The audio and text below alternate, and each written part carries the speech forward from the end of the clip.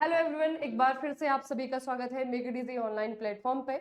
और आज का सेशन उन सारे स्टूडेंट के लिए बहुत इंपॉर्टेंट होने वाला है जो कि बिगनियर्स हैं या फिर जो आरआरबी जेई सीबीटी वन को ज़्यादा तवज्जो नहीं देते हैं। बेसिकली हम लोग डिस्कस करने वाले हैं इस बारे में कि आरआरबी जेई के एग्जाम में सीबीटी वन की इंपॉर्टेंस क्या है।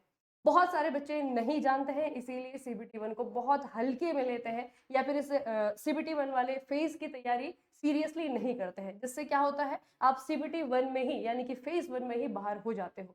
तो आज के पूरे सेशन में हम लोग इसी बारे में डिस्कस करने वाले हैं कि क्या इंपॉर्टेंस है आरआरबी जेई के एग्जाम में सीबीटी वन की।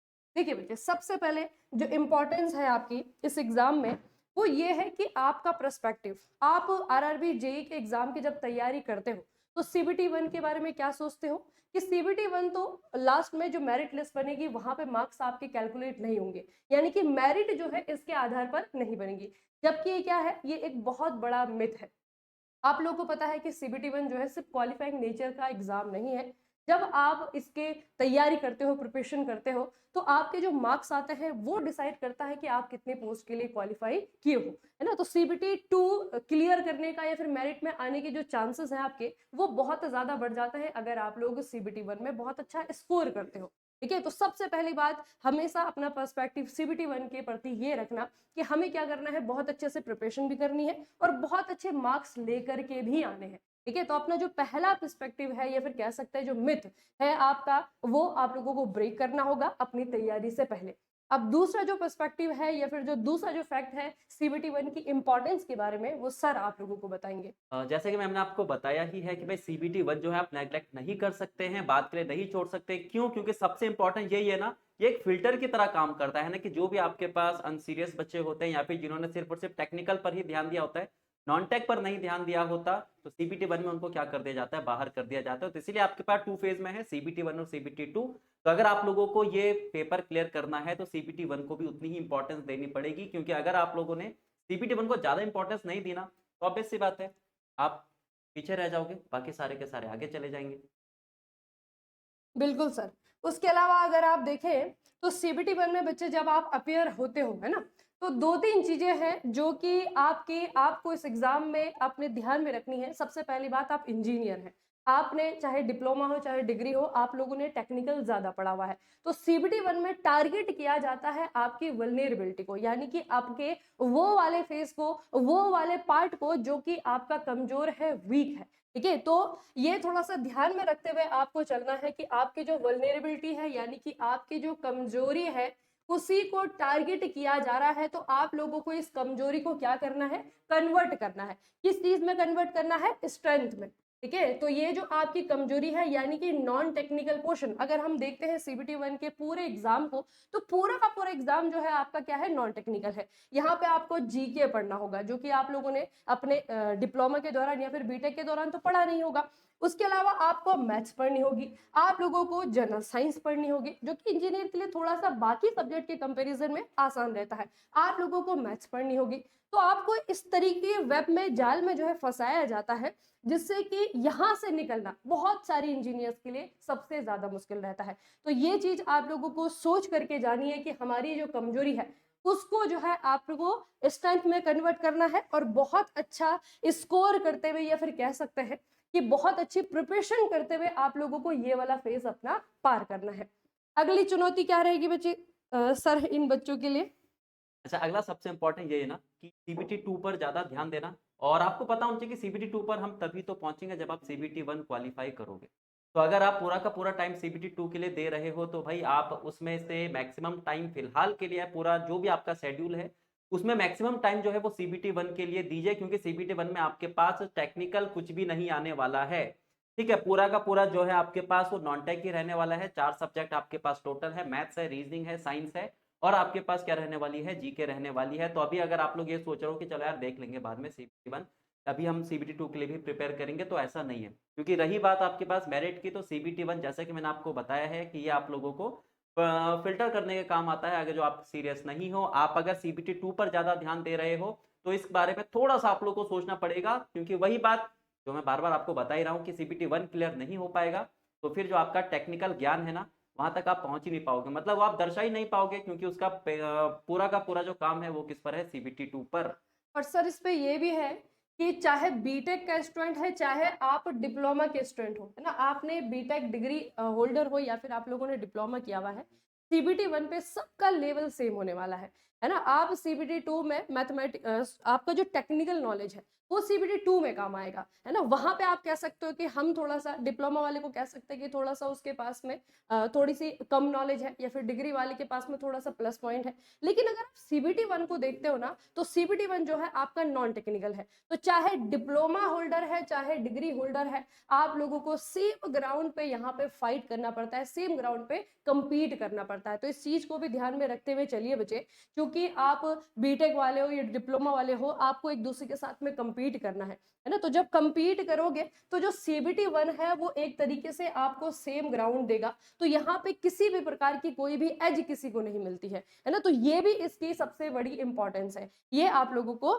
याद रखना है। उसके बाद जो सबसे इंपॉर्टेंट चीज है, जो हम आप लोगों को बार बार बताते भी हैं, कि सीबीटी 1 जब आप पास कर देते हो तो कभी भी अपनी प्रिपरेशन को ये सोच करके नहीं करना है कि सीबीटी 1 को मुझे सिर्फ क्वालिफाइंग नेचर के रूप में देखना है। ऐसा क्यों है?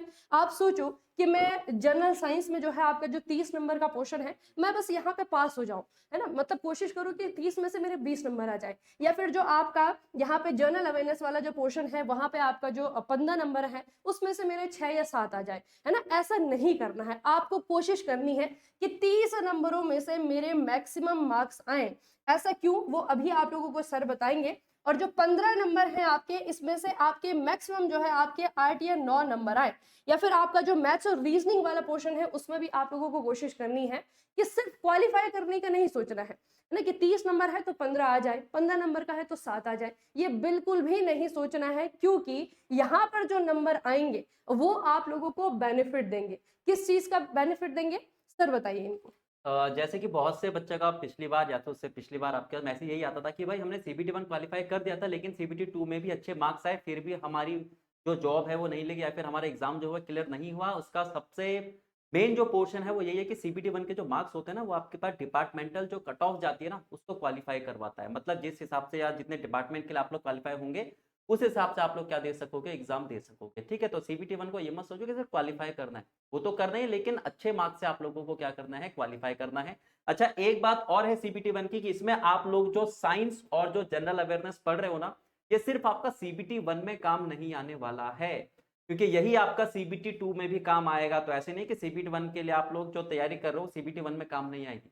मैथ्स रीजनिंग है वही आपकी सीबीटी 1 में एक्स्ट्रा है, बाकी सीबीटी 2 के लिए आप लोग को साइंस भी पढ़नी है और आप लोगों को जीके भी पढ़नी है, जिसकी अभी से ही आप लोग तैयारी करके चल सकते हो, ताकि सीबीटी 1 क्लियर होने के बाद सीबीटी 2 के लिए बहुत ज्यादा आप लोगों को इधर उधर भागना ना पड़े, अभी से ही आप लोग की तैयारी अच्छी हो सके। मतलब आप लोगों को ये नहीं सोचना है कि हमारा एक टेक्निकल एग्जाम है और हमें इस टेक्निकल एग्जाम के एक तरीके से ऑब्स्टिकल के रूप में सीबीटी 1 को देखना है। नहीं, सीबीटी 1 जो है आप लोगों को एक फाउंडेशन का काम करेगा, क्योंकि वही 15 नंबर का जीके सीबीटी 2 में भी आना है, वही साइंस आपको सीबीटी 2 में भी काम आएगी। वहां पर उसके अलावा जो आप इन्वायरमेंट पढ़ते हो, कंप्यूटर पढ़ते हो अपना, जब नॉन टेक्निकल नॉलेज आप बढ़ाते हो, तो वही चीज फाउंडेशन का काम करती है सीबीटी 2 देते समय।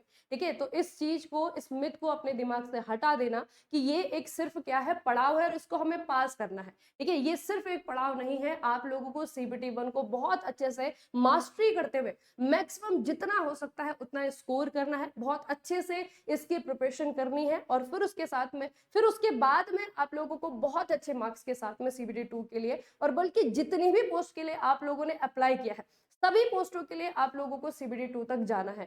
ऐसा क्यों? क्योंकि सीबीटी 2 में क्वालिफिकेशन के लिए, मेरिट में आने के लिए आपके चांसेस बढ़ जाएंगे, अगर आप बहुत ज्यादा, या फिर जितनी पोस्ट आप लोगों ने अप्लाई की हुई है सबके लिए आप क्वालिफाई करते हो तो। ठीक है, तो आपके जो चांसेस हैं मेरिट में आने के, वो बहुत हद तक, और बाकी से जिनके साथ में आप कंपीट कर रहे हो उनसे बहुत हद तक बढ़ जाएंगे। इसीलिए सीबीटी 1 को ऑब्स्टिकल के रूप में नहीं देखना है, इसको हम लोगों को अपॉर्चुनिटी के रूप में देखना है। इसे हमें आरआरबी जेई का जो एग्जाम है इसके फाउंडेशन के रूप में देखना है, क्योंकि 1 में 2 में दोनों ही जगह काम आ रहा है, और इसकी इंपॉर्टेंस इतनी ज्यादा है कि आपके मेरिट पे जो है बहुत सारे बच्चों को पीछे छोड़ रहे हो। ठीक है, तो इसकी इंपॉर्टेंस को कम नहीं आंकना है।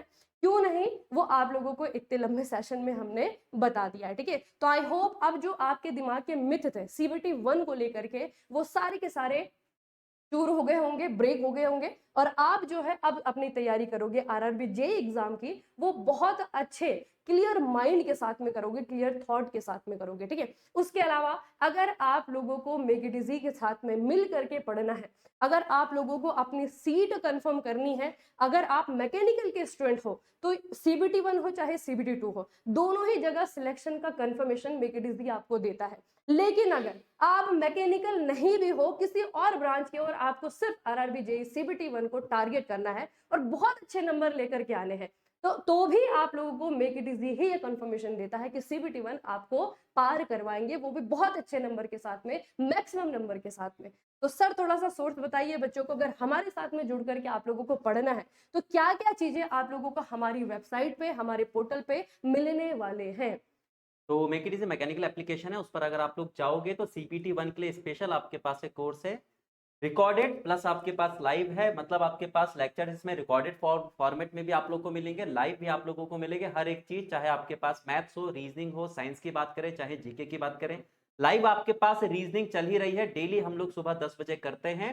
इसमें काफी सारी चीजें आप लोग को मिलेंगी, नोट्स आप लोगों को मिलेंगे, ठीक है, प्रैक्टिस आप लोगों को मिलेगी, पूरे के पूरे जो आपके पास सब्जेक्ट होते हैं उसका कंप्लीट लेक्चर आप लोगों को मिलेगा, जहां से आप हर एक छोटे से छोटा पॉइंट क्लियर कर सकते हो। क्योंकि ऑब्वियस सी बात है, सीबीटी 1 अगर क्लियर करना है तो जब तक आप चीजों को समझोगे नहीं, बेसिक और कॉन्सेप्चुअल तरीके से नहीं चलोगे ना, तब तक आप लोग नहीं क्वालिफाई कर सकते। तो इसी मेन पॉइंट को ध्यान में रखते हुए पूरा का पूरा कोर्स आप लोगों के लिए डिजाइन किया गया है, जहां पर हर एक छोटी से छोटी चीज आप लोग को बताई गई है। कोई भी आपके पास क्वेश्चन हो, मैथ्स का हो, रीजनिंग का हो, चाहे साइंस की बात करें, चाहे हम जीके जीएस की बात करें, हर एक छोटी से छोटी चीज आप लोग को बताई गई है, बेसिक से लेकर एडवांस तक। हर एक टाइप, हर एक पोर्शन आप लोग का कवर किया गया है। और जो मैकेनिकल इंजीनियर है आपके लिए आरआरबी जेईई वीआईपी कोर्स, इससे बेहतर ऑप्शन बच्चे पूरे इंटरनेट पे कहीं पे भी नहीं मिलेगा। ठीक है, आप सीबीटी 1 क्लियर करिए बहुत अच्छे नंबरों के साथ में, सीबीटी 2 क्लियर करेंगे बहुत अच्छे नंबरों के साथ में, ठीक है। और सिलेक्शन की लिस्ट जो है आप लोगों के, अगर हमसे आप जुड़े हुए हैं, टेलीग्राम चैनल है, हमारी वेबसाइट है, हर जगह जो है हमारे सिलेक्शन आप लोगों को हर साल देखने को मिलेंगे, ठीक है। बच्चों के जितने भी आप टेस्टिमोनियल्स हमारी वेबसाइट पे देखेंगे, रिव्यू देखेंगे उनके हमारे ग्रुप्स में, तो आप लोगों को पता लग जाएगा कि मैं ऐसा क्यों कह रही हूँ, ठीक है। तो जाइए हमारे यूट्यूब चैनल पे, अगर आप लोग नए हैं तो इसे सब्सक्राइब कीजिए, हमारी वेबसाइट को विजिट कीजिए, हमारी टेलीग्राम ग्रुप्स को ज्वाइन कीजिए, तब आप लोगों को मालूम चलेगा कि make it easy RRB JEE के लिए कितना इंपॉर्टेंट है, ठीक है। तो आज का सेशन हम यहीं पे खत्म करेंगे, मिलते रहेंगे आप लोगों को इसी तरीके की इन्फॉर्मेटिव वीडियोस के साथ। तब तक के लिए पढ़ते रहिए, बढ़ते रहिएगा, अपना खूब सारा ख्याल रखिए। आप सभी का बहुत बहुत धन्यवाद।